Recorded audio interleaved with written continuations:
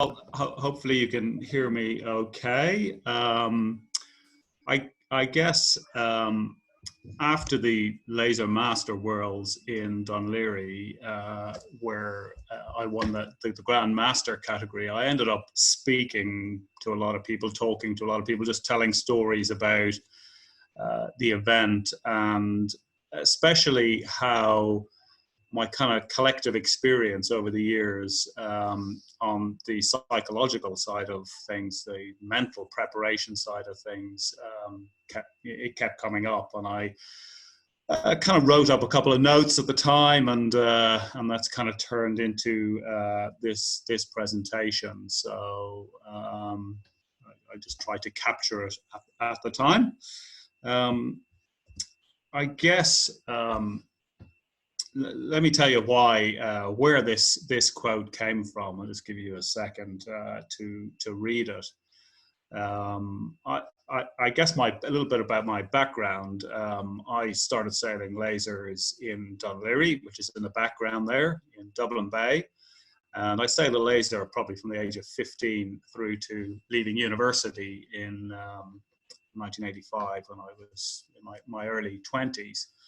And I did quite a few international events in the laser up until that time. I suppose my best result was probably a 5th in the Europeans in '85, and I started working at that stage. And I guess a lot of people I competed against in Europe at the time were all going on to Olympic classes.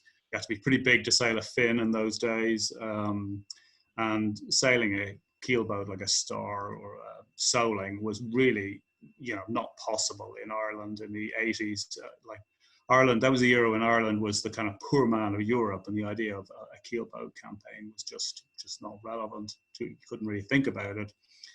And so I kept sailing at home, working, and then the laser became Olympic class after the Barcelona Olympics. And there was a bunch of old timers like me, I was 30 at the time, said, oh, maybe there's a chance we could get to go to the Olympics. And so I started sailing the laser a little bit more, like many people my age in other countries. And that eventually culminated in me giving up my job in a big tech company, American tech company, and starting to sail full time a year or two before the games. So giving back the keys of the company car, and I went off and did a training camp for a couple of weeks in southern Mediterranean in December, and then January did a regatta and some training in Florida. And it was all that's all very exciting, starting it off sailing full time. And then I ended up back in London in early February, and it's cold, it's raining, there's no sailing. The only thing I'm doing is going to a local YMCA gym in North London. You're on your own, there's no sailors around, and I started reading up a little bit about psychology, and this is where this came from, because it's really, at that stage you realize it's all about yourself. You're putting the effort in.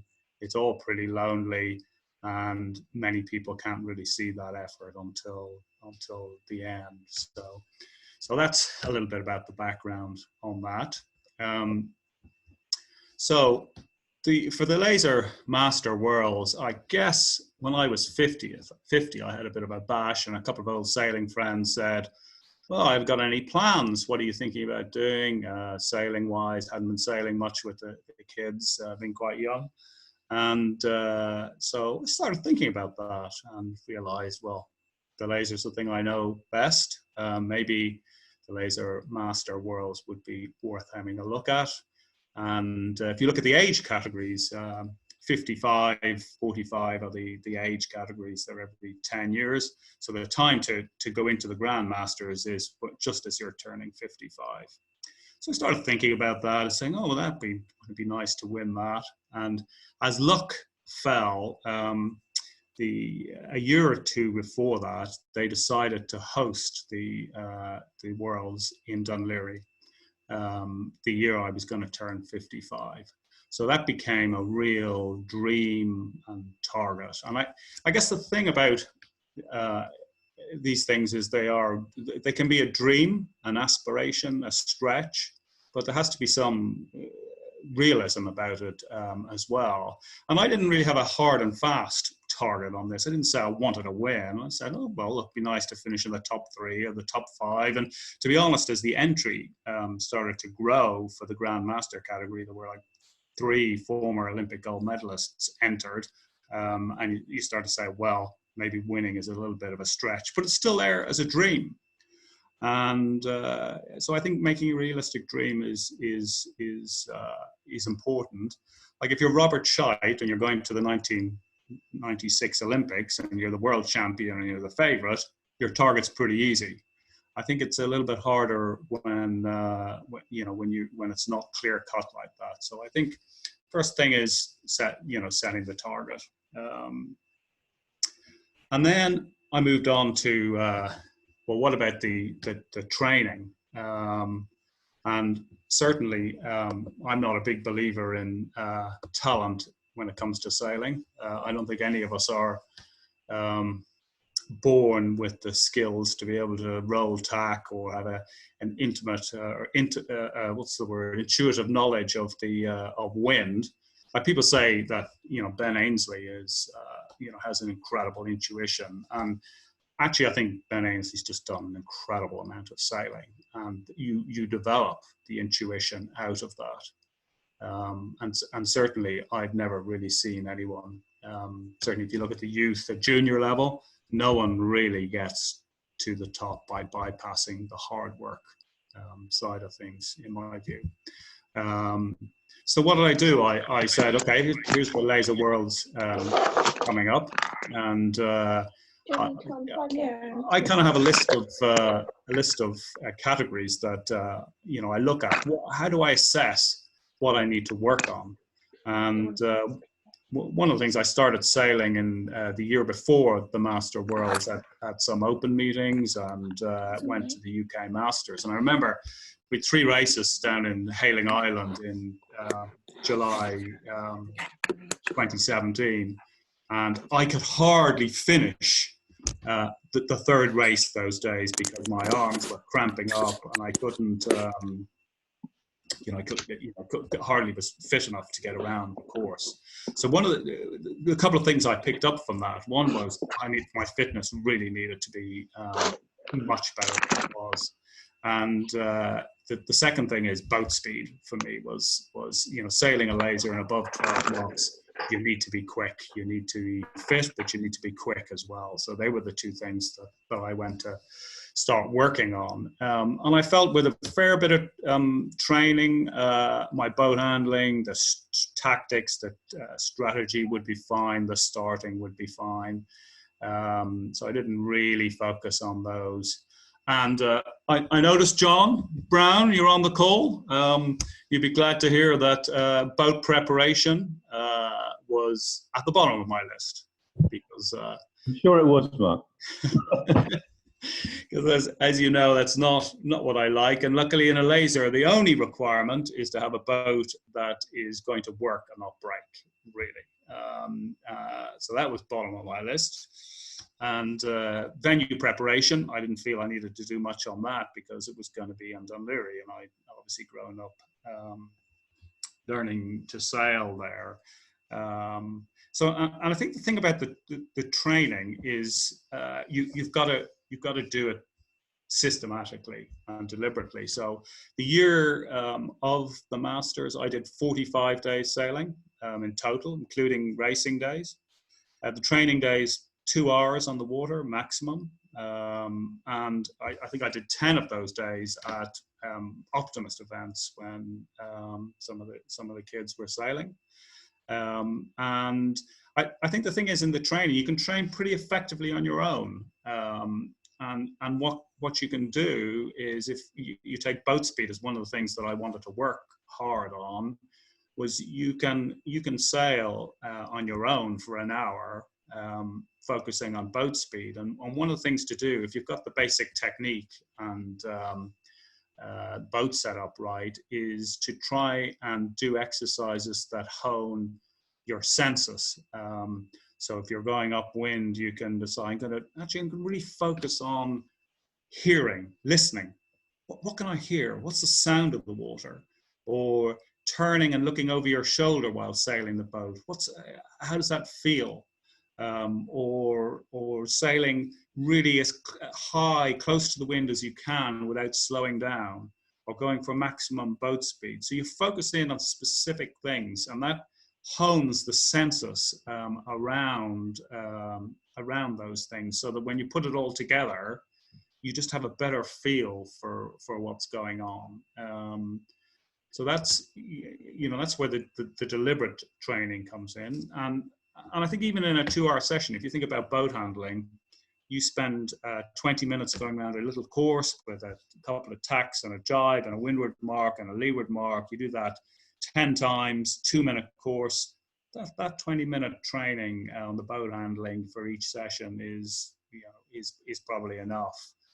And maybe one other example, if you, for instance, you want to practice your pin end starts, you might say, I need to be better at that. You can easily just go out, line up alongside a buoy and do a 2-minute countdown. Can you actually start on that pin without any other boats around, and go at full speed starting at that pin, right? I can bet you if you try that the first couple of times, you'll sadly fail even without boats around, like I did when I was trying to work on that. But you do it a number of times, you get better at it, then you say, I'm going to do it in a club race, you do it in a training regatta, so then you're ready to do it in the big regatta by the time that all comes around. So I guess so what we have is at this stage, you've got a dream to try and get to the top at that event, the Master Worlds. You put the training in, you've said, here's the days you want to do, what you want to focus on. Next thing to go on to is the race preparation. Can you hear that video, guys? Yes. Yeah, just.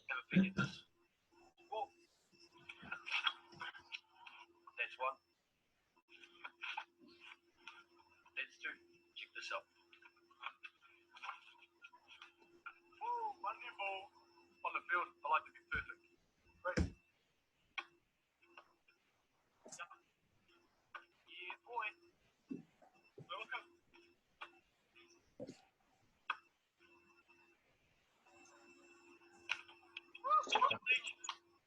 As an All Black, sometimes I got a sense where the passes are coming from. Yeah, Vinny. Check this out. Yeah. Yeah. Yeah. Not bad, eh? So I hope too many of you haven't seen that one before, but it kind of just emphasizes that it's all about hard work to build the skills up. Right, event preparation. I guess one of the things that we don't do very well in sailing is we don't taper down for a big competition or for having put the effort into something, and the hard work and the training happens in the months and years before an event. And to be honest, doing a coaching session or coaching training just before your big event is probably counterproductive. So it's really all about arriving at the regatta confident, in the right mental state, and 100% prepared. So just to give you an idea, a couple of things on that. 3 weeks before the Master Worlds in O'Leary, I decided to do the Irish Laser Nationals, and the reason I did that was twofold. There were a couple of young sailors who were sailing full time that were going to be very quick and hard to beat at that, so that would be good competition.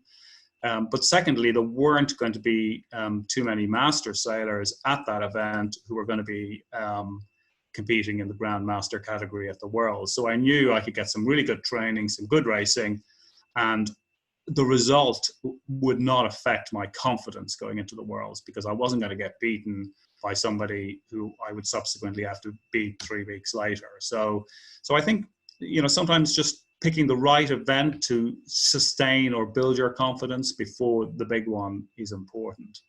I think also just a couple of things on actually getting to the event. Then, like I arrived 4 days before the event.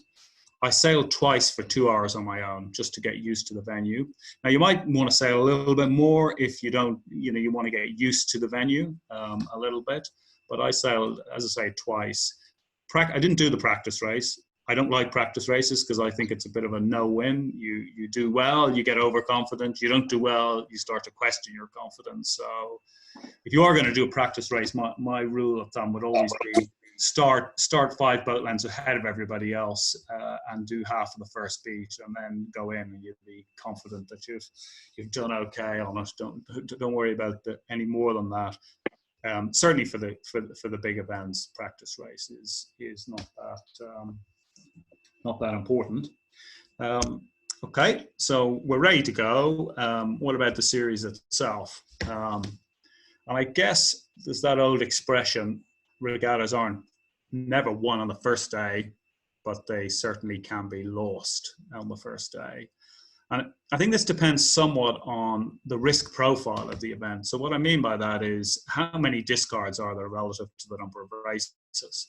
At the Master Worlds, we had 12 races with 1 discard. So that really makes you focus on avoiding major mistakes because you can only make 1. At the 96 Olympics, we had 11 races with 2 discards. So it's a completely different risk profile. You've really got to push it quite hard. And in fact, at that event, I got disqualified in the first race because I sunk the Fijian boat in the pre-start maneuvers, which is another story for another day. But in the 8th race, I was also disqualified for being over the line early because 8 races in, I'm still pushing to get a result because it's all about, taking the risks. 2 discards, you've got to make sure you use them. And having a consistent set of results was not really what was going to get you to the top. So the major mistakes are the thing to avoid. So to give you an example of this, at the Master Worlds, there was a guy called Arno Hummel, who was a very, very good laser sailor from Holland in the early 80s. Went on to sail fins, and he was the man to beat in European lasers in the early 80s. And I didn't know him at the time, certainly didn't beat him then, but he's beside me in the dinghy park, and really nice guy. And he, in the Master Worlds, I started every single race, 11 races in the end, because 1 wasn't sailed, in the middle of the line, in pretty even lines, but I got a clear line of wind, a clear lane off the line in every single race. And so I didn't want to take big risks. In the first race, he started on the pin, got tangled on the pin, had to jibe around, do a penalty turn, and he had a bad first race. The first race of of a 12 regatta series, and he had a bad one because he went for the pin end, and there was no reason to go for the pin end in that. So it's about just balancing off the risks depending on the stage of the regatta that you're at. I guess what are the other things about the major risks are pretty obvious. I've listed a couple of them there. I guess the other thing is to also early on in the series try and understand how you're getting on, what the critical factors are. So after the first race of the Masters, I finished 11th. Now, I said earlier I was really worried about my fitness and boat speed. Like the first, every race apart from the last day in the Master Worlds was in 20 knots or above. So it was a windy regatta. And on the first beat, I came off the line and said, what's my speed like? What's my speed like? Am I quick enough? Do I feel strong? Do I feel fit? And I spent so much time focusing on that I already gone, and then had to tack under the first starboard tacker, and did a poor tack, and anyway ended up with an 11th place. But at the end of that race, I said, okay, well, first of all, I'm probably going to count to 11th at the end of this regatta, so it's not too bad. But what's important is, look, my boat speed is fine. Cross it off the list. It's not a worry for the rest of the regatta. Second thing, fitness. That's not a problem. Forget that. Let's focus on the tactics and the strategy. So I guess the point is, what I did is said, didn't look at the result, didn't focus in on the mistakes I'd made per se, but said, look, what were the key things here in that performance? What do I need to focus on going forward to make sure that the performances are up to scratch, and therefore the results, come in on that? And so that's another important factor in the the series strategy.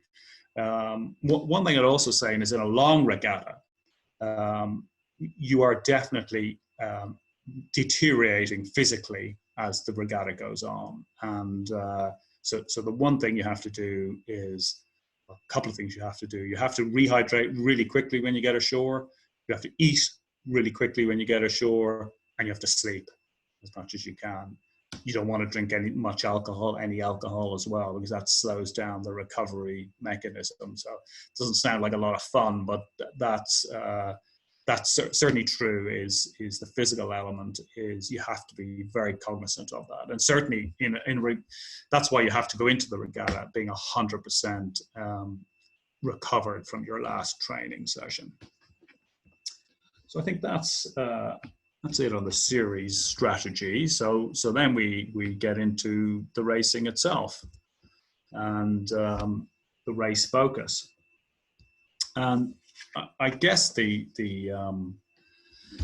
is where you have got to know yourself, and your experience of what type of person you are is important, because certainly for me, if I do poorly in a race, it can affect my confidence. Whereas if I do well in a race, if I win a race, I can get overconfident, and I often do less well in the subsequent race. So I've kind of learned this over the years.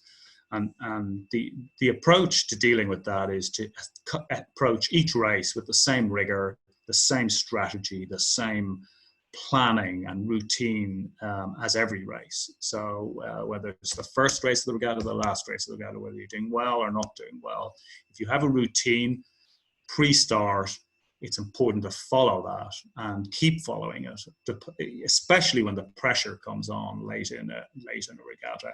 But also during the racing, it's important to keep focus and keep doing the right things, the things that you know are right. So an example of this in race 7 of the World. So the previous day was the kind of breakthrough day for me, because I'd won both the races 5 and 6, and I'd gone into the lead overall. So this is race 7, the subsequent race, and I think I was 5th place going up the second beat, and there was a big black cloud over on the right. I said, okay, let's head over towards that, and headed over towards that, and got a little bit of a header. I said, okay, I can now tack and cross into a clear second place. And I didn't do that. I said, no, this is a big cloud. It's going to be a bigger header if I sail on a bit further. I'm going to go on and get the bigger header. I know what I'm doing, sort of thing, overconfident. And of course, I missed my chance. I actually dropped a couple of places, which then subsequently caught up in the race. But what that reminded me at that point in the regatta, which we're only starting the second half of the regatta, is you keep doing the right things. You don't get overconfident. You've got to keep focused on the racing, and the focus. I find the 3 things that are most important to me. The first is mental rehearsal, or visualization. It's probably the most underrated aspect of racing. If you think about Michael Johnson here, there's a nice quote there. Like, he would have run the 200 meters thousands and thousands of times in his head. And it's a 200-meter race. Like, not knowing much about 200-meter racing, it seems to me there's not much to think about. If you compare it with dinghy racing, look at all the things that can go right and wrong in dinghy sailing, each mark rounding, different scenarios. And they're the things that you have to visualize. What went wrong? What should I have done there? How do I do this properly next time? And it's that visualization and rehearsal of specific scenarios is absolutely critical. So if you hit a windward mark, and you're going off on the reach, do you go to leeward to do your turns, or do you go to windward during the turns? Well, it depends on the circumstances.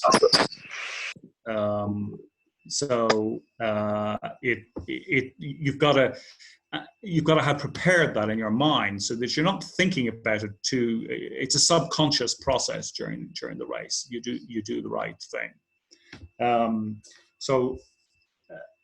I guess that mental rehearsal, I think, is critical and underrated.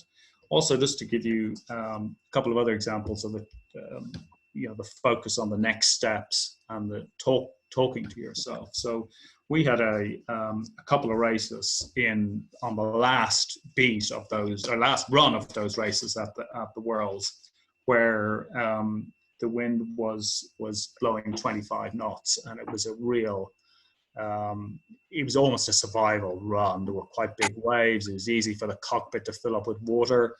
And you've got to, I looked behind in one of the races, and I was winning that race. I think it was race 5 or 6. And I saw one of the British sailors, Nick Harrison, coming down the run. He's a strong, fit sailor, sails in the Solent, used to the waves, and he's catching me up. And I start to look around a bit more. And I just realized in time that, look, you're losing focus here, and it's focus on the next wave, the next wave, the next wave. That's the only thing you need to think about. Get the next wave, and the one after that, and the one after that. And it's you get back into the race focus when you start to just focus on the next steps.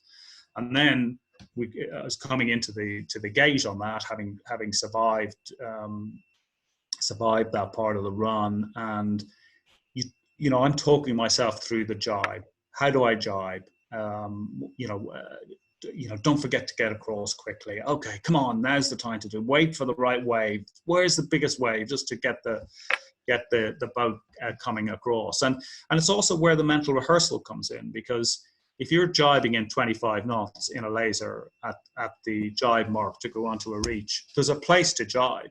You jibe when you're a level with the mark, not to windward of the mark, because if you screw up the jibe, it's very easy to go the wrong side of the mark or into the mark or whatever. So you jibe when you're alongside the mark, and again, that's a mental rehearsal thing. I didn't think about that; it was a subconscious thing. I know where to jibe because I've thought through that situation so many times in my head that I just know that's the right place to jibe. You'd almost say it's intuitive, but it's not. It arrives from thinking ahead on that sort of stuff. So the key thing, I think, is the mental rehearsal or the visualization to keep your focus in certain situation. So another example of that would be, if you're coming down the run in a race, there's lots of boats around you, there's a gate coming up, which gate are you going to take, which side of the beat are you going to go? Sometimes there's so many boats around, it's hard to think through those options when there's other boats trying to take your wind and that sort of thing. But that's where, if you think about it in advance and you visualize it, okay, I'm going to think now about what to do on this beat. Oh, there's other boats around, and you visualize doing it correctly, then it subconsciously happens during the racing, and you won't, in a pressure situation, forget to think about which gate to go to or which side of the beat you want to go. You'll have thought about it in advance. Okay, so we'll crack on. That's the race focus. We then have what happens when things start to go wrong in a race. And I think, building this resilience is critical for any athlete. Mental toughness, whatever you want to call it. My favorite example, I think, is was it Michael Phelps, whose coach deliberately stood on his goggles while he was training and crushed them, and then made him actually race or do the rest of the training session with the broken goggles. Some sort of story like that. And the idea was it helped to build some mental toughness for him. And I think the key thing here is making sure that you have a process for refocusing when something goes badly wrong. And the starting point for this, and any of the kids listening will know this, for me is you never throw your toys out of the pram in training, because that's what you're teaching your mind to react like that in a real competition. So you've got to, the training that you do and the race preparation and racing training regattas, you've got to make sure that you work on the refocus. So because that's the time you're training the mind to act in a certain way. There's no point in thinking, I can refocus in a big event. You refocus because you've trained your mind to do that over a long period of time. And I think that's probably the most important part of that. And I guess the best example of this for me is the last race in the Master Worlds. And I'll just tell you a little bit of a story about that. And so I went into the last day of the regatta with race 11 and 12 with a 6-point lead, an 8-point lead, and a 10-point lead over the second placed Swedish guy, the third placed, where was he? Third placed Spanish guy, and the fourth placed Dutch guy. And it was the first light race of the event, and I sailed out to the start, and we got out to the committee boat, and they put up the AP, answering pennant, for indefinite postponement. And the first thing I said was to myself, okay, let's keep looking at the wind, let's keep focused, let's not just think about the race. And of course, about 10 seconds later, I said to myself, well, if we don't get any racing today, I'll be the world champion. No, don't think like that. You can't afford to think about the outcome. And so I spent the next 2.5 hours talking to myself, kept saying, don't think about the outcomes. It's the race. You've got to focus on the race. So we then started what at that stage looked as if it was going to be one race at about 10-2, because the cutoff was 3 o'clock. So they started this race, the race officer, in 5 knots of wind. And the wind started dying up the first beat. And I got to the windward mark in 3rd place, I think it was. And I said, okay, my Dutch guy, who's 10 points behind me overall, is 3 places behind me at the windward mark. The Spanish and the Swedish guy had been swept up the Irish Sea in the tide and were nowhere to be seen. They were miles behind. I said, okay, it's going to be a pretty fluky run and another fluky beat, but I'm in a pretty good position here. I'll take my chances. And they abandoned the race. And I said, that's not fair. You can't do that. You can't. That's just not fair. I was in the pole position there. And then I looked at my watch and said, well, they're not going to start another race. There's no wind. It's already 2:25. And I heard some more guns going off, and I thought that's AP over A, postponed to another day, and that's it. I've done it. No, it wasn't the guns going over. It was guns from another race in Dublin Bay, yep. And of course the race officer set up for the race and ended up putting the warning signal up at 2:50, 10 minutes before. So I'm sitting there saying, that's not fair. You abandoned the race. You're now going to start 10 minutes before. It's just not fair. And I guess, this is where the experience, I think, kicked in, because I said, right, you're going to be talking about this for 20 years, how you lost the world championship, or you're going to completely refocus now. And so you're focusing on, I need to sail the race. I need to perform in the race. Forget the results, forget the outcome, use the distraction control that you've built up and try and race so that you can actually get the result and worry about it afterwards. And that takes, you've got to put in the years of practice to be able to do that. It's not easy. I think that's the hardest part of sailing sometimes, because you make a mistake early on, you've got to try and keep focused. Okay. And then maybe just broadening that out a little bit, I think, you know, the winning, losing perspective, you know, in any sport, the results aren't guaranteed by their nature. It's, you know, you think it's not fair. Well, of course it's not fair. It's, and I think the thing you realize is, you know, in sailing, you can sail a really good race and still be beaten by somebody else. And, you know, that is, you know, that's just because of the nature of sailing. It's really hard to get the shifts perfectly. It's about taking calculated risks. It's about risk management, playing the odds, and that sort of thing. And I guess one of the things that I learned that a long time ago when I was probably 20 years of age, at the Irish Laser Nationals. I hadn't won the event before, but that season, 1983, I'd won most of the regional championships. And going into the last race, I had to win the race, and my nearest competitor had to be 8th. And we sailed a really short, light race, and I won the race, got a gun, and then wind was dying and dying and dying. And by the time the other boats started to get close to the line, the wind had filled in from behind with a very light sea breeze. And a raft of about 70 boats crossed the line together. And the race officer abandoned the race because he couldn't take all the numbers. And I protested or sought redress, and the protest committee said, well, we think it's really unfair that he's abandoned the race after you've won it, but tough luck. Really? And then I appealed it, the same decision. And I remember writing at the time to a guy called Gerald Stambrook Sturgis, who was an amazing rules guru at the time in the UK, saying, what do you think of this? And he wrote back and said, well, I think it's completely unfair. You haven't been treated very well, but you know something? You've just got to accept it as a rub of the green.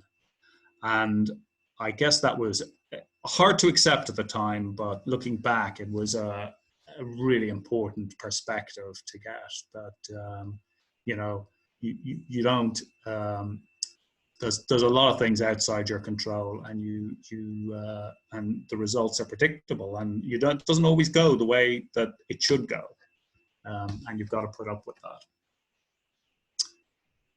I guess, and I guess, by the way, just on the other, that kind of links back to the Man in the Arena with Theodore Roosevelt.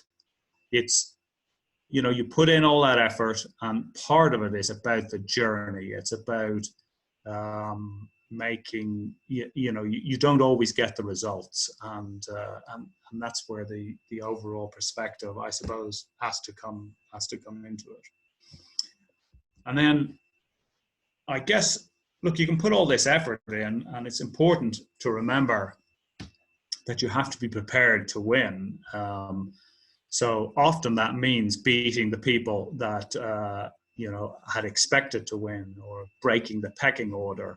And you have to be prepared for that. You have to visualize beating people, because there's one thing for certain, that the champion, the current champion or the past champion, is going to be working his or her socks off right until the end to make sure that they continue to win. They're used to winning, and for them, it's not over until it's over. And I remember coming halfway through the laser event after 6 races, and I'd had a great day, went into the lead overall, and it's in my home clubs, and quite a few people said to me, "Oh, you're almost there. All you have to do is hang on." But I knew that wasn't the case because we've got half the regatta done. That means we've the other half to do. And each of those races count exactly the same as the previous ones. And that's the thing that's also worth remembering, that you have to keep going unto the end, because the last race counts just as much as the first in terms of points. And keeping the focus right until the end, doing the right things right until the end, rather than changing your emphasis to just trying to hang on, is pretty important. So look, that's a quick snapshot of my thoughts on the developing a winning strategy, as I've called it, a mindset as regards the Master Worlds in Dún Laoghaire in 2018. That's the last slide. So happy to have a bit of a Q&A on that if anyone has anything they want to ask. Amazing, thank you so much. I did mute everybody as we started, so you may need to unmute yourselves if you have questions. Hi. So I'll ask a question. Hi. So I remember reading a book. I can't remember who wrote it now, and there's a line in the book that said, "If you think the guy behind you is faster than you, then he is." And you kind of touched on it. Did you ever find yourself dealing with either mind games from your competitors, or finding yourself psyched out because you thought the guy behind you was faster than you? Well, it's a very it's an interesting one. Like I must say, when I'm racing, I'm pretty paranoid about the guy person behind. You know, are they catching? How easy is it for them to catch? And I often end up justifying it to myself by saying, look, you know, they're 10 boat lengths behind. It's actually quite hard to catch up 10 boat lengths or 20 boat lengths or 100 boat lengths. But I do get a little bit, not paranoid's not the word, but I'm very vigilant of when people are catching up. You know, I don't. I think it's about confidence. At the end of the day, you've got to, if you've done the training and you've done the boat to boat stuff, then you know that what your speed is like. So it might be justified sometimes. Maybe you're not as quick as them, Adam, and you're hanging on. But if you've and look, any of the Optimist sailers will know they've sailed against other, you know, alongside other optimists in training, you know, in rapid runs and that sort of thing, and you know that your boat speed is just as good. So you know, and maybe that's the thing to think. Look, my boat speed is just as good as the person behind. They might just be catching because they've got a little bit of extra wind, but you shouldn't let it get on top of you, because at the end of the day, it's you know your boat speed is just as good, and it's about keeping your confidence and not making the mistakes, and then they won't catch up. I don't know if that answers your question, but it doesn't. Kind of talks about it a little bit. Yeah, no, it does. I remember tacking across somebody, crossing in front of another boat in the lead of a race, and I tacked to cover him. And afterwards, after he'd beaten me, he said to me, you know, on that first beat when you crossed me, why did you tack to cover me? And I said, well, because I didn't think my boat speed was as good as yours, so I thought I'd better cover you. And he said, well, when do you think that? You were ahead of me. Yeah. So it's interesting mentality. It's something I've thought about a bit over the years. Well, I think it's, if you're used to sailing at somewhere like Datchet, I think you have to, you know, one of the things that you have to do is develop the confidence to sail your own race, because even if you're in the lead, the best strategy normally in a shifting wind is to sail your own race, take the shifts. So you've got to be confident, even though you're in the lead, to sail your own course, to take the shifts. And that can be really hard to do, because if you resort to the covering, you often lose out. And like, it takes a lot of that's where the confidence comes in. You got to go, look, I can hang on here by deciding what I think is the best route. Yeah. Agree completely. Mark, quick one from me. So it was really interesting to see your approach to it and the amount of sailing that you did. And I guess we're always talking to the kids about time on the water. If you, the Laser's obviously a boat that you've sailed a lot in the past, and you know the feel and the way to sail it. Let's say you were stepping into a new class that you'd only been sailing for, say, a year and a half, maybe one of the high performance ones, 29ers, 800s, something like that.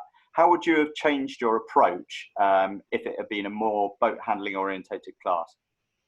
Well, or a wasp. Yeah.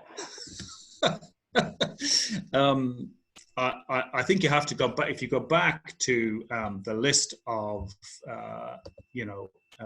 things to focus on, I think you would, if you're looking at a 29er, for instance, or a wasp. I think the boat handling goes way up the list, and so you have to. So if you're doing training on boat handling, you can do loads of training on boat handling on your own. Well, with one boat.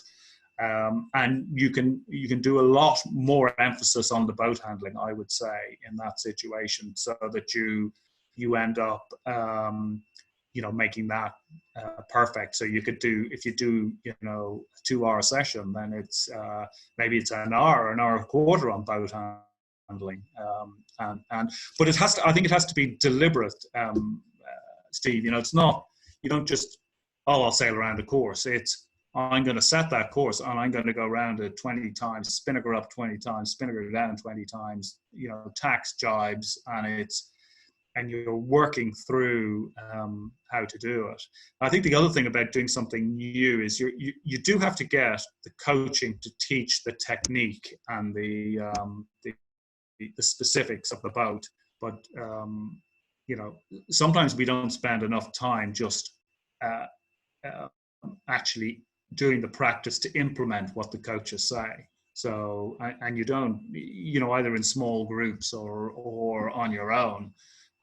So I think some of those things do change depending on the situation you're in. You might need a bit more coaching if you don't have the experience. And look, boat preparation is more important in some classes than others. It's obviously not in a Laser, or to be honest, it's not in an Optimist either, or a FIVA, or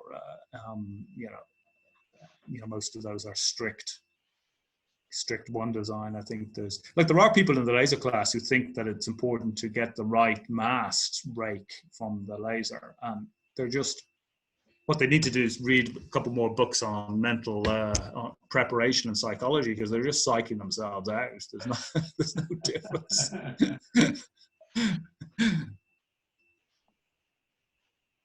Does that kind of answer the question, or do you want to? Yeah, no, that's good. That's good. Thank you. Want to build on that or anything? Nope.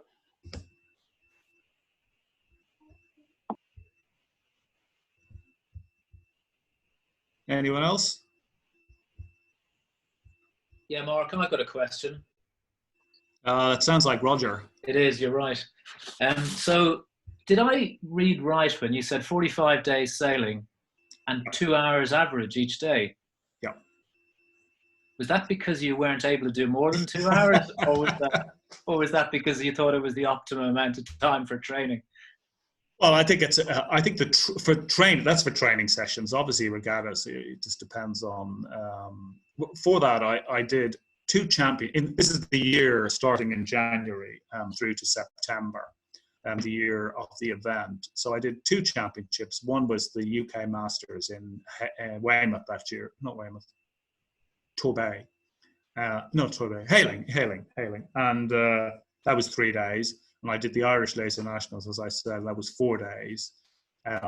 And then I did a couple of open meetings. And so the training sessions were, 2 hours was my, and part of that is, I guess, it's easy to get, to do more than 2 hours, especially on your own, it's easy to get bored. Yeah. to be honest. And like in the Olympic days, I used to do training sessions on my own, and sometimes they would be 3 or 4 hours, and that is hard. The hardest part is sticking at it and sticking focused for that length of time, and that's when you're early, 30 or 31 or something. But I think the second thing is it is very tiring. 2 hours is enough when you're 55. That's No, that's what especially with quality time in the water. It's interesting because it's a lot of days actually in a year when you're working most weeks. It's only 52 weekends in a year, so you've done 45 days, so you've done an average of about a day every weekend all year round. But yeah, it's a mix of events, which are presumably full day, and then some training days around that. Yeah, so it's actually, the bit I didn't say is I had planned on doing 45. I think it ended up being more like 37 in reality. So I guess is that 9 months or something? 9, maybe not quite 9 months, 8 months, 8, whatever, you can work it out. It's about, it's quite a few, yeah. So you got a couple of days in there. So one of them was at the Alpi Nationals in Pathelli. So there was 5 days in a row there, or the Irish Optimist Nationals in Kinsale. There was 5 days in a row there. So that's 10 of the days, and then there's got racing on top of that. So after that, there's not that many training days, I suppose, at the end of the day. But it's, I think if you talk to the elite guys, it's I guess they're probably doing an average of 15 to 20 days for 10 months of the year, because it's actually quite hard to do more than that when you've got travel time and that sort of thing. So that's at the elite level. But I also think the other side of it is if you're sailing every Sunday or every Saturday for most of the year, that makes a big difference as well. So, yeah. Good, thank you. And I was also interested, I mean, it's really, really interesting to hear what you have to say as well. And, thank you for this. I was also really interested in what you said about the ideas that you had when you're training on your own, about the things that you can do around, for example, sailing as high as you can. Yes. Without stopping, or I don't know if you ever blindfolded yourself, but yes, exactly. The impression that what you're trying to do is basically turn your boat handling into something that happens automatically, that that's exactly right. It's I didn't necessarily get the wording right. It's training your senses to be more to pick it up. And actually, there's an old book by Eric Twiname. It's probably been updated a couple of times since. I think Kathy Foster updated it at one stage. But Eric Twiname wrote a book called, I think it's called Sail, Race and Win. I'm looking on my shelf to see if I can. And he has got a couple of chapters in. It's not a great book, but he has got a couple of chapters in there or one chapter on how to acquire some of these kind of field skills, and that's a great book to. Well, I guess there's probably not a lot more in it than what I've described, but it's really about coming up with exercises that help to speed up that acquiring that feel and intuition and that sort of thing. Because if you sail along a straight line, that's not really going to help with it. But it's just finding things that you're focusing on one part of it. So I think the hearing or the seeing or the looking over your shoulder or the blindfold stuff is all, it really helps with that sort of stuff. Yeah.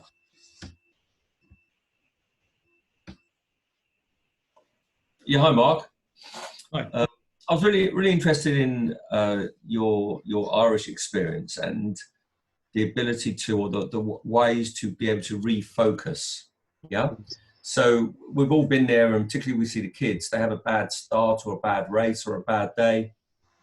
And I wonder whether you have any, from your experience, any ways in which we can refocus ourselves, or we can sort of help our kids refocus after these sort of difficult setup.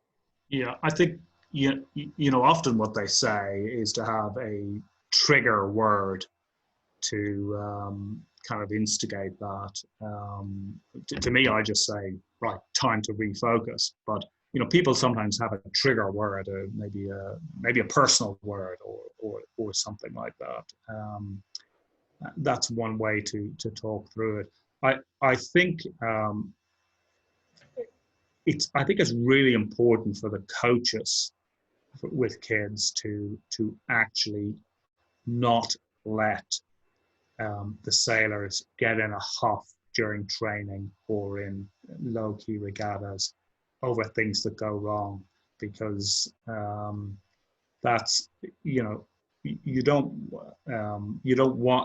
want them to learn that as a response.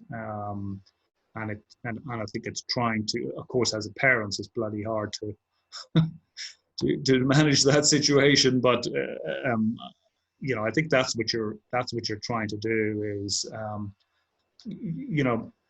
throwing I use the expression throwing the toys out of the pram, and that's I think coaches have to have quite a low tolerance for what high tolerance, but they shouldn't let sailors do that during training. That's just not. But I think it's also a bit more than that. It's also trying 100% during training. You never give up. You have a poor start, you're over the line in training. You work really hard to make the most of that, even if you're still going to come last in the training routine. It's about keeping on trying. It's keeping on focusing, because what it is it's refocusing. It's becoming, getting back into the frame for doing the right things, and it's so all it is putting those bad thoughts out of your mind and refocusing on the way you should be thinking, which is almost in a zone, or in a although there are some, I think if you look at the tennis players, they've over the years we can all see the McEnroes and the Connors and the Kyrgioses and that sort of thing. They react in a certain way, but there is a bit of a counter. I think if you read some of the stuff about McEnroe, for instance, they've almost done that to refocus. So there's another element of that. Do you know what I mean? That's part of their modus operandi. To things aren't going well here, and they deliberately, It's only on slide 3. Sorry. No, I missed that. But generally speaking, I think that's what it's that's what it's about. It's it's trying to focus. Now with kids as well, I think it's slightly different, because obviously there's a development aspect to it compared with adults. But I think it's about training the mind to react consistently the whole time to when things start to go wrong.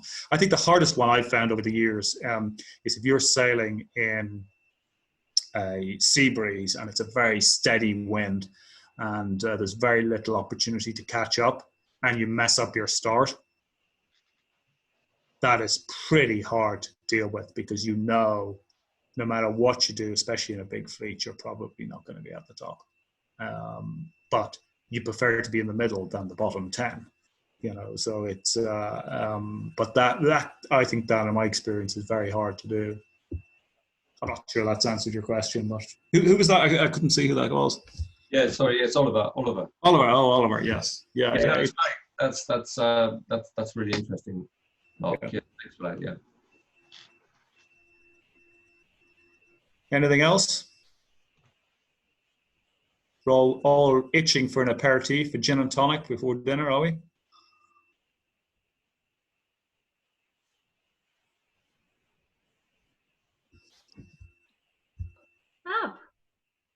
Well, thank you so much.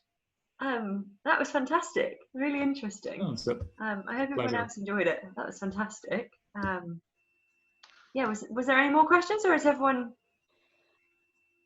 questioned up there? What about negative, not allowing negative thoughts to get into your mind? You talked about being positive, Mark. Hmm. So if you're in a really good position at an event, you know you're doing well, not allowing thoughts to come into your head like, am I going to be able to sustain this? Am I going to get caught? It's having the belief in yourself, isn't it, that you can carry on? Yeah, I think it is, and it's you know, at the Masters World, because it was in the club, you know, the clubs that I grew up sailing in. You know, all the people organising the event, I knew so many people, and what it became, Paul, was very, very interesting. I almost had to do. I almost had to. People would say, "Oh, look, you have it in the bag," and you know, I almost had to give answers that were reinforcing what I wanted myself to hear. Do you know what I mean? And you kind of say, no, it's not over. It's really focused. You know, take each race as it comes. Keep doing the same things as normal. Keep focused in the race. So I'd end up saying that almost on purpose, because I'm saying it to somebody else to reinforce it in my own mind, because it's very easy to get distracted by what other people have to say on the thing, and that's you just can't. Your performance will 100% go down, not go down 100%, but it will definitely go down if you end up not doing the things that you have to do in every race. If you don't do the pre-start routines, if you don't do the stuff that you should be doing in every race, and you do them consistently, and the things that the way you sail race 3 should be the same way as you sail race 9. There might be a bit of an exception for the last race of the regatta, but often not. And it's trying to make sure you divorce the result and the outcome from that performance, because you have to keep doing the performance to get the result. And if you don't do the performance, you're not going to get the result. So that's it's trying to keep it. So it's definitely a mental exercise. Okay, thank you. So Mark. Hello, Denise. I used to find, I can't remember whether you ever used a hiking bench at home, but just bringing in your point about visualization and sort of mental rehearsal. I used to find it really good to, like those sort of cold wintry months, sitting on a hiking bench, and it really sort of got you in the groove and you know, really helped you to visualize through those races. I don't know whether you had one, or have you bought the kids one yet? No. I think that makes a lot of sense. I think it depends whether you have you're able to sit on a hiking bench in your sitting room. I always found that incredibly difficult. I can hike pretty hard in a laser, even on my own, or in a training group, or in a race situation. But I find it hard in the sitting room, even though it might be a good way of doing the kind of mental preparation. But to be honest, the mental preparation, the best way of doing that is sitting on your bed and dreaming about it. No, I mean, I don't mean daydreaming. I mean actually sitting down. I'm gonna visualize this race in my head. I'm gonna sail the perfect race, especially in the lockdown when we're not able to race. We could all sail a great race this evening. 30-minute race. Come on. Even that's what e-sailing's for. Huh? That's what e-sailing's for. Try to get those foiling jibes out of me. Yeah, I can do it. I can do it online every time. Yeah.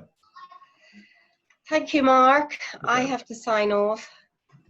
Thank you. Okay. Any more questions? Is that it? Thank you very much. Hope you enjoyed it. Mark, thank you. Yeah, thanks, Mark.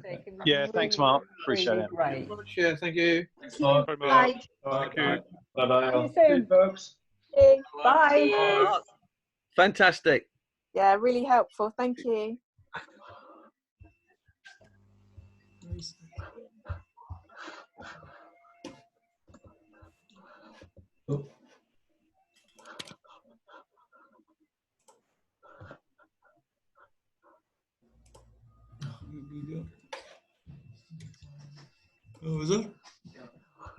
the right bits. I'm just trying to. Oh, I have to stop sharing this. That's why, isn't it right? Yes, I've just realised I have to stop sharing before I leave the meeting. I just can't find the leave the meeting button. Yeah, I think you have control back now. I think. I do. I could finish it, but I can't find the button. Where's it gone? There it is. Thank you so much, Mark. That was fantastic. Oh, thank you. That was really brilliant. Thanks a lot. It was fab. Yeah, really enjoyed it. Right.